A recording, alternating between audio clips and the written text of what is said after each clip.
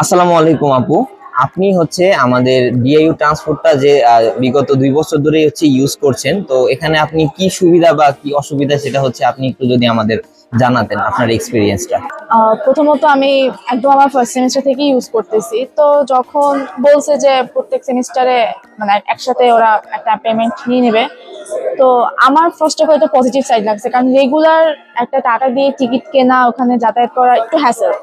তো এটা আমি খুব পজিটিভ দিক দেখি। আর প্রথমত আমার যে আসা যাওয়াটা, আমি বাস টাইমলি পাচ্ছি। হ্যাঁ, নেগেটিভ সাইড বলতে গেলে আমি বলবো যে মাঝে মধ্যে, আমি একদম রেয়ারলি বলবো, এটা মাঝে মধ্যে হয়ে থাকে যে বাস অন টাইম থাকে না, বাট স্টিল আমি এতটুকু ইনশিওর থাকি যে হ্যাঁ বাসগুলো আসবে, ইভেন আমি বাসে সেফলি আমার ক্যাম্পাসে পৌঁছাতে পারবো।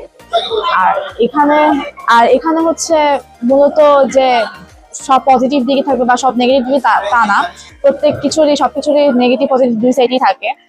তো অনেকেই হচ্ছে কমপ্লেন করে যে অন টাইম আসে না, সিট পাওয়া যায় না। আসলে সিট পাওয়া যায় না বলতে, আমাদের যেমন আমি সনি থেকে আসি, এখানে ম্যাক্সিমাম 8টা-12টা করে বাস থাকে।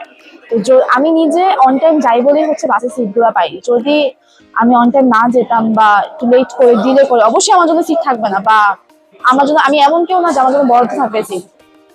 তো আমি তাদের জন্য বলবো যে আপনারা যদি অন টাইম আসেন, তাহলে আশা করি বাসের সিটে বসে আপনারা যেতে পারবেন। আর এখন আমি প্রিভিয়াস কিছু ঝামেলা বলবো যে আমাদের বাস নিয়ে ঝামেলা থাকতো, প্রচুর ঝামেলা থাকতো, আমরা ফেস করছি। কারণ 1 নম্বর থেকে আসার সময় আমাদের ম্যাক্সিমাম টাইম 10 নম্বরে বাসে আসতে হতো, কিন্তু এখন আমাদের বাসের এতটাই মানে এতগুলোই বেড়ে গেছে যে আমাদের সনিতেই 12টা বাস থাকে। তো 12টা বাস থাকা সত্ত্বেও যদি কমপ্লেন হয়, মানে এটা একটু উইয়ার্ড লাগে।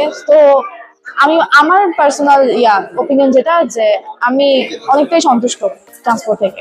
অনেক অনেক ধন্যবাদ আপু আপনাকে।